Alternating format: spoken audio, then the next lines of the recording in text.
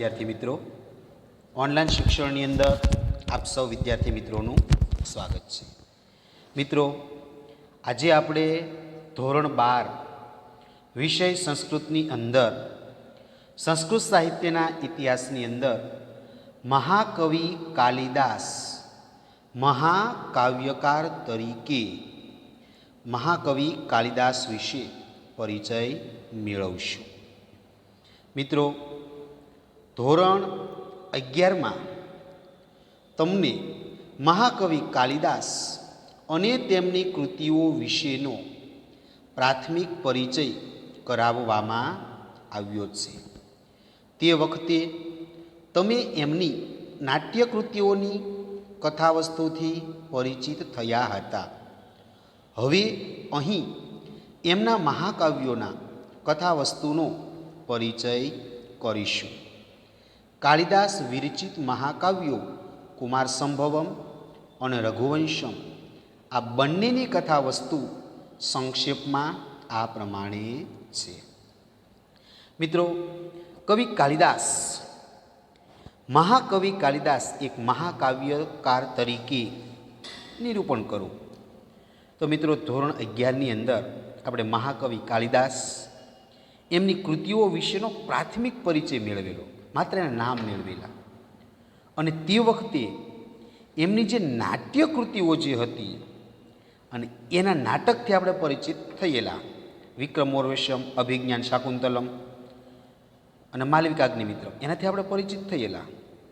તો હવે અહીં આપણે એમના જે મહાકાવ્યો છે, બે મહાકાવ્યો હતા, કુમાર સંભવમ અને રઘુવંશમ, એ બંનેનો આપણે અભ્યાસ કરવાનો છે. તો કાલિદાસ વિરચિત એટલે લખેલા મહાકાવ્યો બે છે. તો એમાં પહેલું કુમાર સંભવમ. સંસ્કૃત મહાકાવ્યમાં સ્થાન પામેલ કુમાર સંભવમ અને મહાકવિ કાલિદાસનું 17 સર્ગોનું સુંદર મહાકાવ્ય છે. આમાં કુમાર કાર્તિકેયના સંભવ એટલે કે જન્મની કથા છે. કુમાર એ શિવ અને પાર્વતીનો પરાક્રમી પુત્ર કાર્તિકેય છે. તાડકાસુર નામે એક અસુર એટલે કે રાક્ષસ હતો. એ દેવોને પીડતો એટલે નુકસાન કરતો, હેરાન કરતો.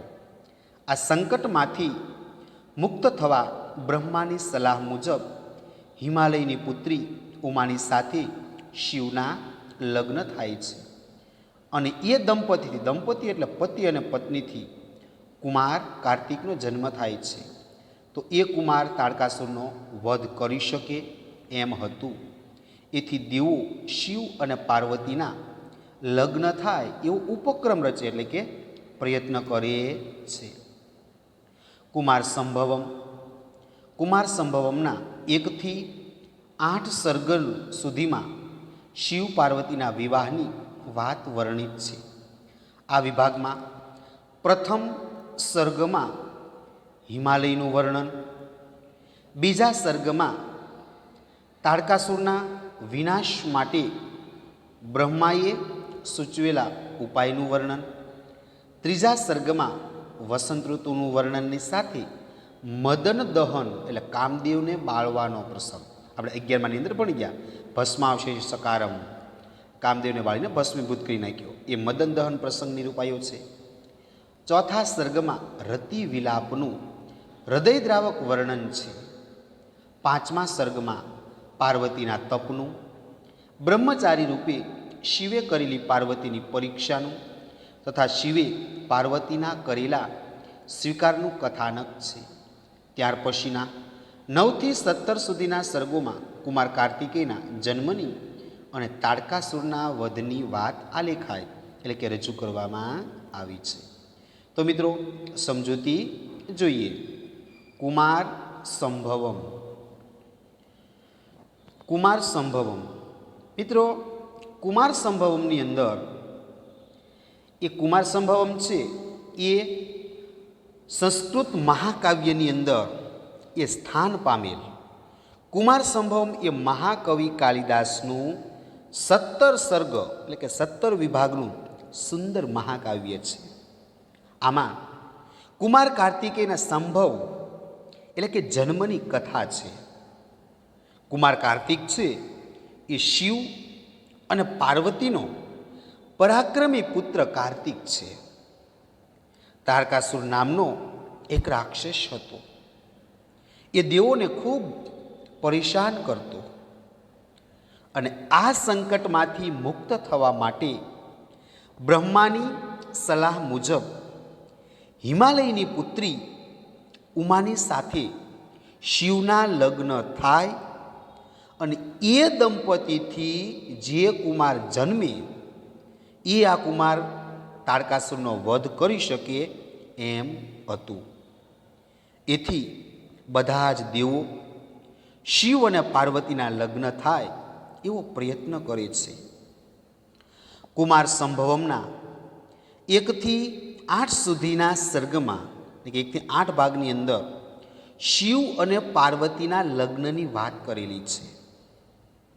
આ વિભાગના પ્રથમ ભાગમાં હિમાલયનું વર્ણન છે અને બીજા ભાગની અંદર તારકાસુરના નાશ માટે બ્રહ્માએ જે ઉપાય દર્શાવેલા છે એ ત્રીજા સર્ગમાં વસંત વર્ણનની સાથે સાથે મદન દહનનો પ્રસંગ, એટલે કામદેવને બાળીને જે ભસ્મીભૂત કરી નખાયો એ નિરૂપણ થયું છે.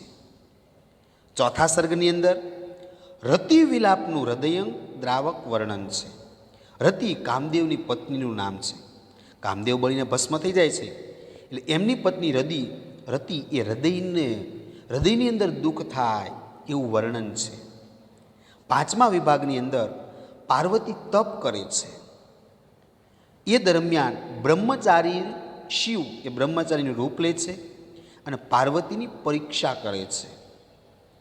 અને શિવે પાર્વતી સાથે લગ્ન કરવાનો જે પાર્વતીનો કરેલા સ્વીકારનું કથાનક છે.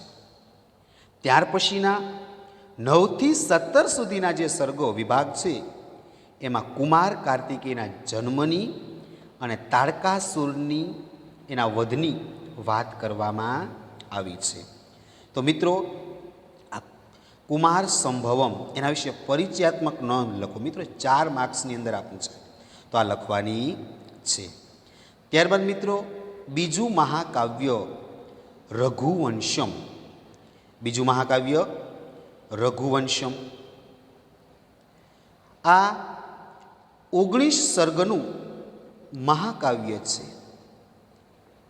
આમાં રઘુનામ અન્વયમ વક્ષી એમ કહીને રઘુના વંશમાં જન્મેલા રાજાઓનું ચરિત વર્ણવાનો પ્રારંભ થયો છે. અહીં પ્રારંભમાં રઘુવંશમાં રાજાઓની વિશેષતાઓનું સરસ વર્ણન છે. રઘુવંશના વર્ણનનો પ્રારંભ જોકે મનુના નામ સ્મરણથી થાય છે, પરંતુ અહીં સર્વપ્રથમ રાજા દિલીપનું ચરિત વિગતે આવે છે. રઘુ તેનો પરાક્રમી પુત્ર છે, તેથી તેના નામ ઉપરથી કાવ્યને શીર્ષક આપવામાં આવ્યું છે. અયોધ્યાના રાજા દિલીપ અને રાણી સુદક્ષિણાનો પુત્ર નથી. નંદિની ગાયની કૃપાથી તેમને ત્યાં રઘુનો જન્મ થાય છે. તેણે પોતે કરેલા વિશ્વજીત યજ્ઞમાં બધી સંપત્તિ દાન કરેલી છે. એ ઘટના અહીં સરસ રીતે આલેખાય છે. એ પછી અજનું ચરિત્ર આવે છે. આમાં ઇન્દુમતી સ્વયંવર અને અજ વિલાપ નામના 2 પ્રસંગો આ મહાકાવ્યની શોભા વધારે છે. ત્યારબાદ રાજા દશરથના વ્યક્તિત્વનું વર્ણન આવે છે. એ દશરથ પછી રામનું ચરિત આવે છે. અહીં કવિએ પોતાના મૌલિક વિચારો દ્વારા રામચરિત્રનું સુંદર વર્ણન કર્યું છે. સીતા ત્યાગના પ્રસંગે સીતાએ લક્ષ્મણ દ્વારા રામને પાઠવેલા સંદેશનું અત્યંત હૃદયસ્પર્શી વર્ણન છે. રામકથા પછી કુશનું ચરિત્ર વિગતે નિરૂપાયું છે.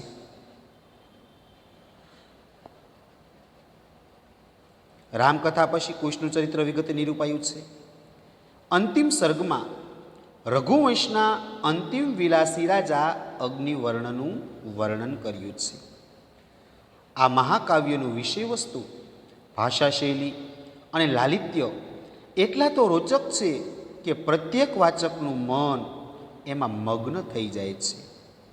આ માટે જ કહેવાયું છે કે કહ ઇહ રઘુકારે ન રમતે, કે અહીં રઘુકારમાં અર્થાત કાલિદાસની રઘુવંશ કૃતિમાં કોણ એવું છે કે જેનું મન રમતું ન હોય?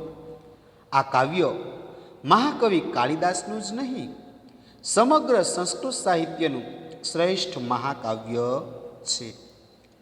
આ ઉપરાંત તેમણે ઋતુસંહારમ અને મેઘદૂત નામના 2 ખંડકાવ્યો પણ રચ્યા છે. ઋતુસંહારમમાં 6 ઋતુઓનું વર્ણન છે. મેઘદૂતમ વિરહની વેદનાને વર્ણવતું કાવ્ય છે. તેમાં એક યક્ષના પત્નીથી થયેલા વિરહની કથા છે. આ યક્ષ મેઘને દૂત બનાવીને પત્નીને પોતાની કુશળતાનો સંદેશો મોકલાવે છે. બંને કાવ્યોમાં સુંદર પ્રકૃતિનું વર્ણન છે. તો મિત્રો, બીજું મહાકવિ કાલિદાસનું મહાકાવ્ય રઘુવંશમ, એના વિશે જોઈએ.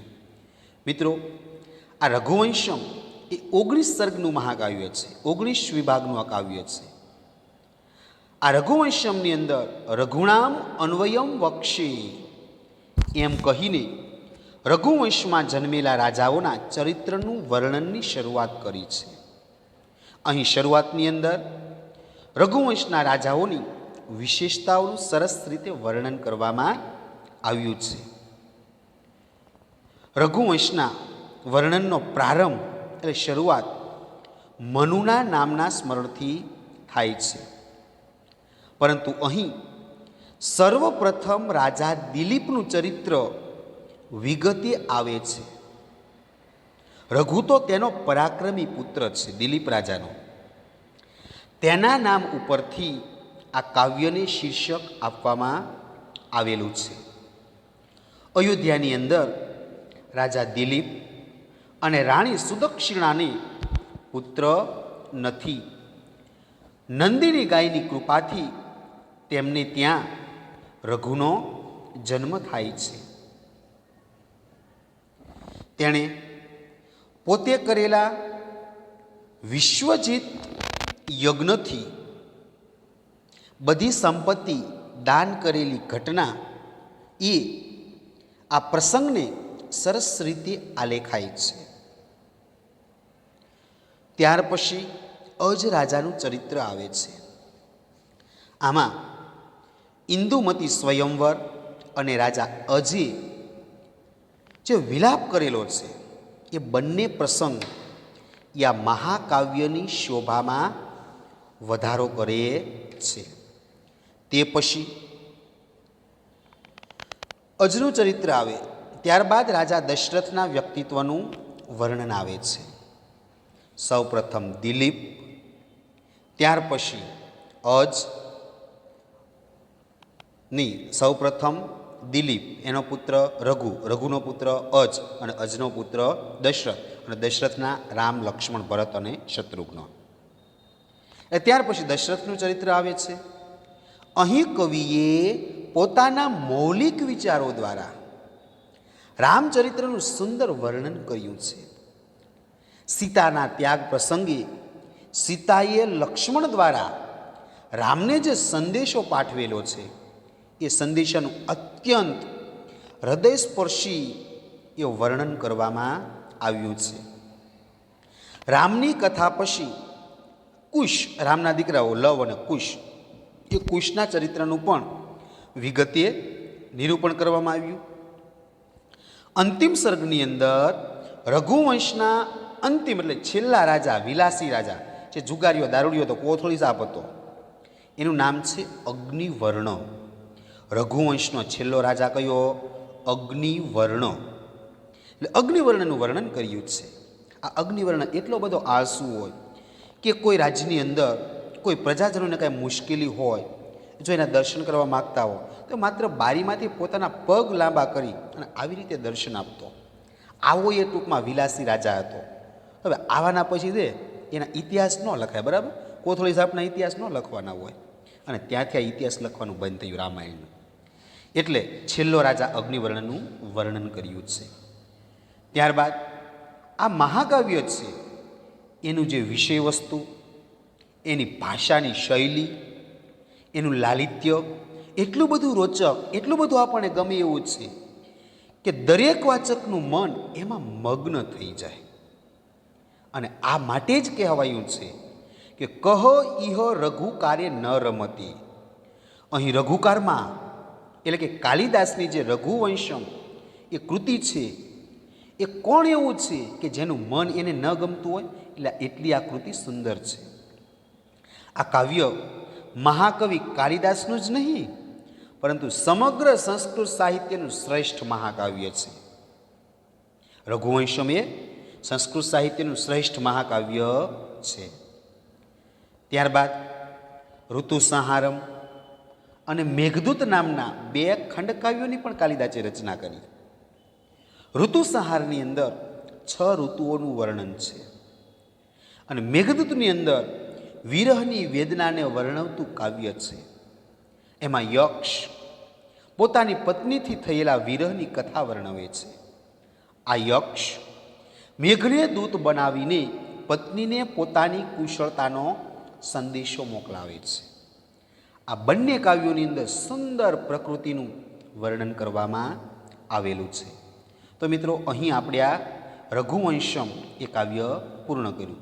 મિત્રો, કાલિદાસની 2 કૃતિ કુમાર સંભવમ અને રઘુવંશમ એ બંને આપણે પૂર્ણ કર્યા છે. ત્યારબાદ મિત્રો અહીંયા આપણે આ કાલિદાસની બંને કૃતિ પૂર્ણ કરીએ છીએ. હોમવર્કની અંદર મિત્રો આ બંને નાટક, બંને કૃતિઓ છે એ તમારે એક વાર લખવાની છે.